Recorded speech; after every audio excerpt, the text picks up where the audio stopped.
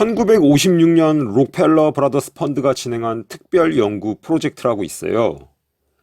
헨리 키신저가 책임자로 이끌었던 프로젝트인데 이 프로젝트의 결과물이 1961년 발간된 보고서 미국을 위한 전망이에요. 이 보고서 미국을 위한 전망에는 글로벌 금융 세력 일루미나티가 오랫동안 추구해온 세계 정부를 실현하기 위한, 그러니까 뉴 월드 오더를 수립하기 위한 행동 계획이 담겨 있어요.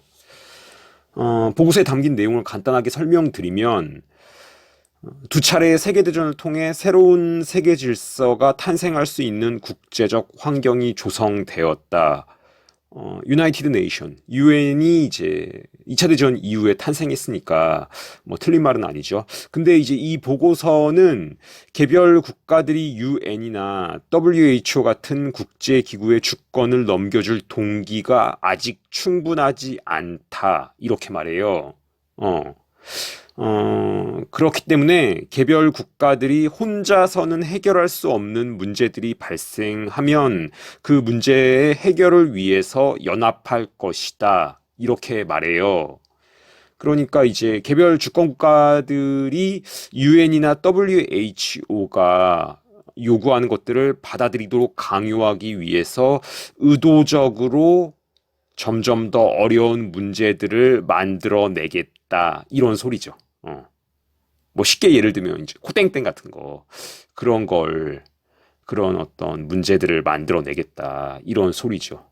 근데 이렇게 개별 주권 국가 차원에서 해결하기 어려운 문제가 발생하면 그 문제에 대처하기 위해서 개별 국가를 넘어서는 국제 기구의 권한이 커지고 그렇게 점점 더 파워가 세지고 권위가 커지는 국제 기구의 아래 지역 기관들이 구성될 것이다. 이 보고서는 이제 그런 식으로 얘기해요. 그러니까 이제 점점 더 어떤 힘이 세지고 권위가 커지는 뭐 UN이나 WHO 이런 국제 기구 아래 지역 기관들이 구성될 거라고 얘기하는데 여기서 말하는 이제 지역 기관은 EU 같은 걸 생각하시면 돼요. 유럽 연합 같은. 그러니까 하나의 어떤 개별 주권 국가가 아니라 어떤 다양한 주권 국가들 하나로 이제 통합되는 연합체죠, 일종의. 이런 게 이제 탄생할 것이다. 이 보고서는 그렇게 말했는데, 이건 이제 2009년에 유엔이 발표한 밀레니엄 디벨롭먼트 골스 리포트에 나오는 세계를 10개의 권역으로 나눈 지도 이미지인데, 재밌는 게, 그 브릭스 국가들, 그러니까 이제 브라질, 러시아, 중국, 인도, 남아프리카 공화국 이 5나라가 전 세계를 10개로 나눈 권역 중 5개 권역의 각각 중심 국가예요.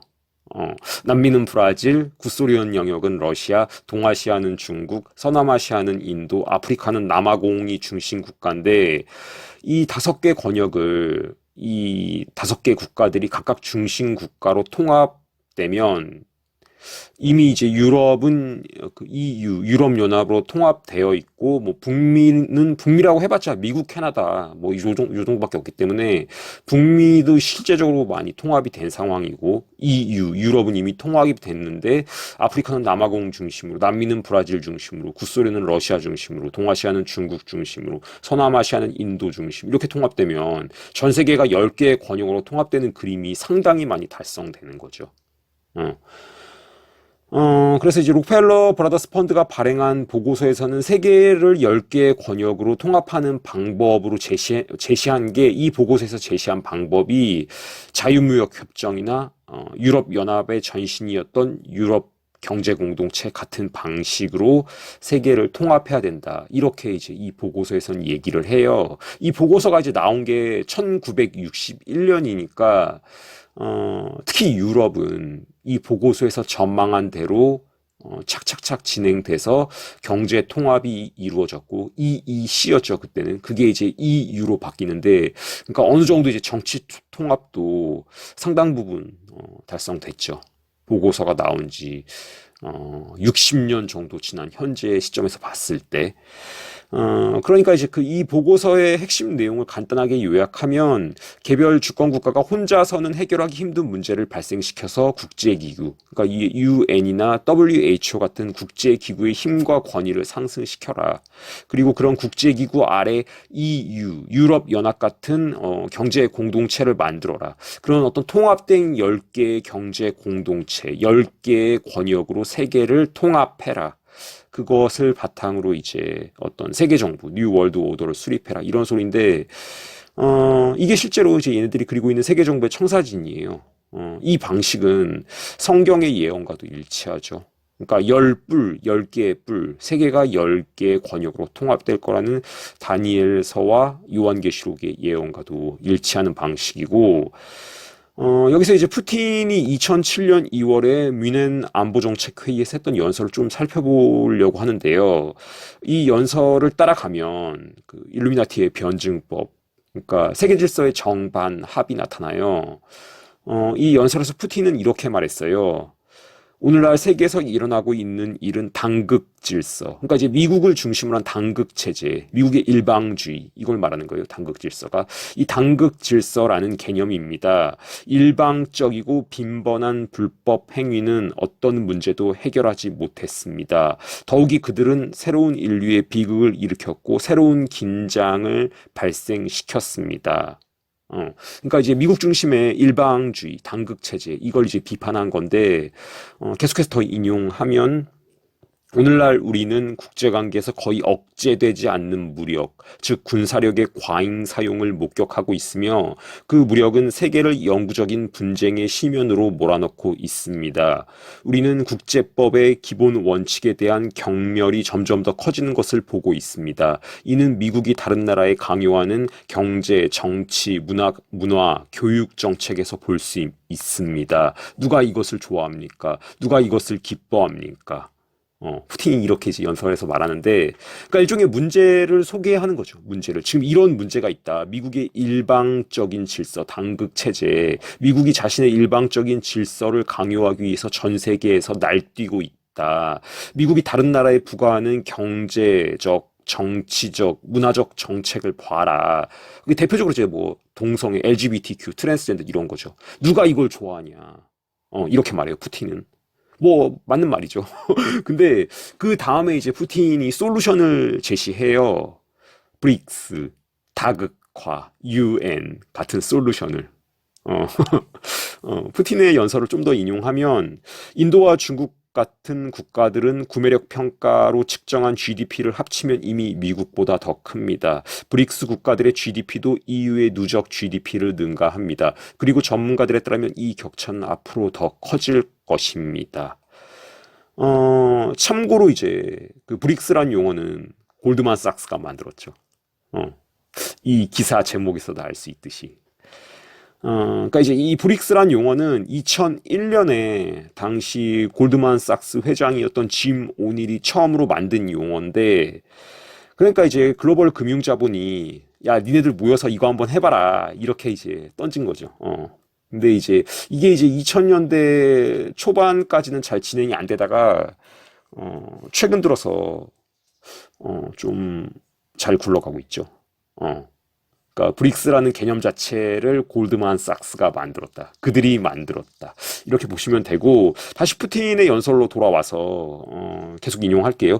저는 최후의 수단으로 군사력 사용에 대한 결정을 내릴 수 있는 유일한 메커니즘은 UN 헌장이라고 확신합니다.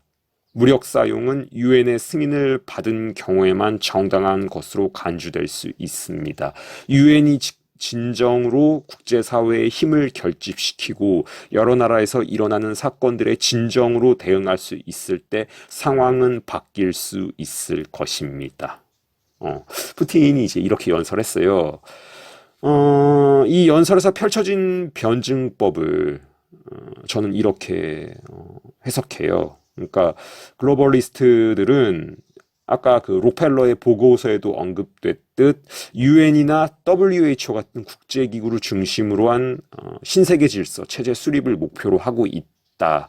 그러기 위해 세계를 재편하는 데 온갖 더러운 일을 하도록 미국을 이용하고 있다. 있다. 월스트리트의 범죄와 아프가니스탄, 이라크, 리비아, 시리아에서 미국이 벌인 부도덕한 군사적 개입이 대표적인 사례였다.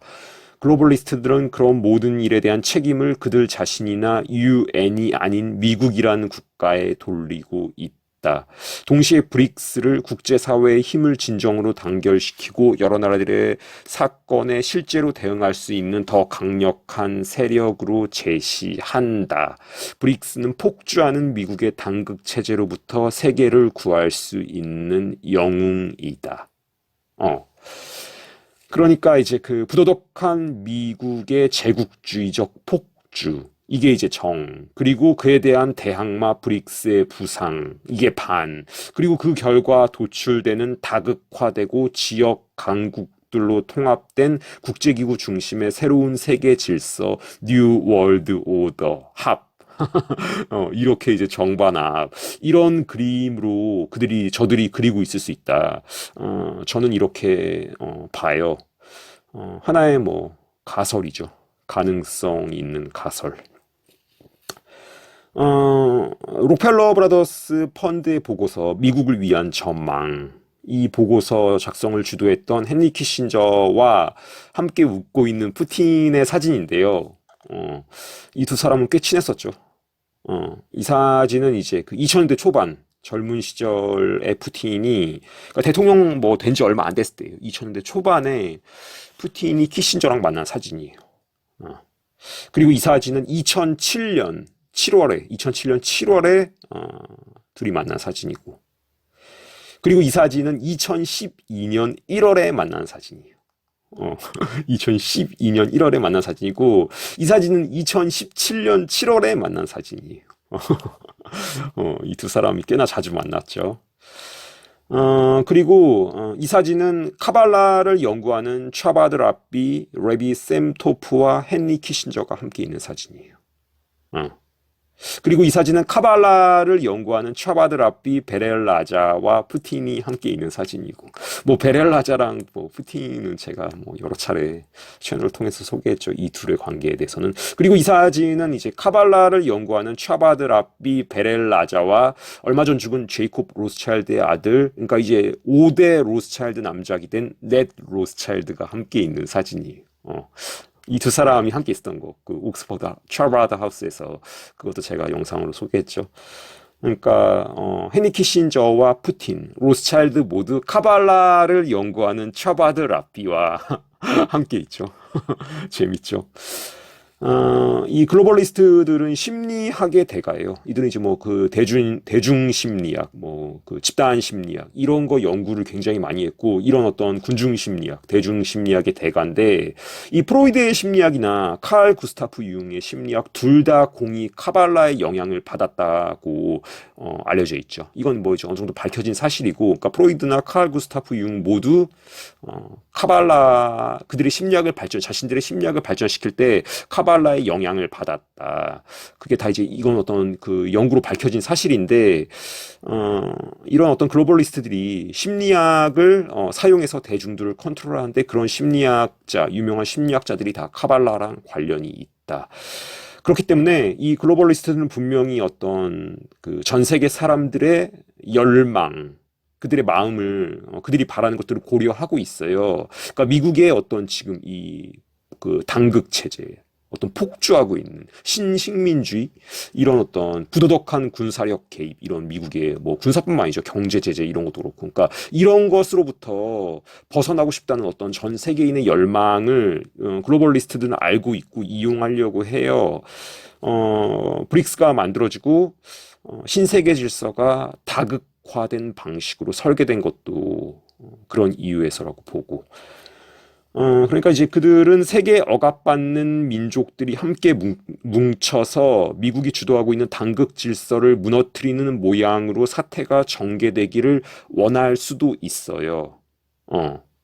이렇게 다극화된 신세계 질서가 당극 체제의 억압에 대한 세계인의 최종적인 승리이자 더 나은 세상으로의 진입으로 보이기를 원할 수도 있어요. 그러나 그것은 실제로는 이전보다 더 강화된 예속의 시작이며 대부분의 세계인들이 노예 상태로 추락하게 되는 것을 뜻하죠. 그러니까 뉴 월드 오더, 신세계 질서는 우리가 극복해야 할 또 다른 문제가 아니라 우리의 모든 문제에 대한 해결책처럼 제시될 수 있다. 저는 그렇게 봐요. 그러니까 적어도 처음에는. 그러니까 부패한 자들이 패배하고 제3차 세계대전이 멈추고 모든 지역 분쟁이 종식되고 빈곤이 완화되고 부채가 탕감되고 비밀이 밝혀진 것처럼 보일 거예요. 적어도 처음에는. 그러한 상황 속에서 대중은 기쁨에 압도돼서 기꺼이 새로운 질서를 받아들이게 될 거고. 이것이 바로 문제, 반응, 해결책이 변증법적으로 정반합으로 작동하는 방식이에요. 의도된 결과를 도출하기 위해서 이런 방식으로 변증법적으로 일하는 게 얘네들이 이제 잘 하는 거니까. 그러니까 이제 그런 어떤 최종적인 결과, 뉴 월드 오더를 도출하기 위한 그 마지막 단계에서는 이들은 어떤 사람들이 그 무서워하고 어떤 두려워하는 방안을 제시하지 않을 것이다. 오히려 사람들에게 매력적이고 좋아 보이는 것을 제시할 것이다. 그리고 사람들이 그것을 받아들이고 그것에 의존하게 되면 그때는 자신들이 진짜로 하고자 했던 일을 할 것이다.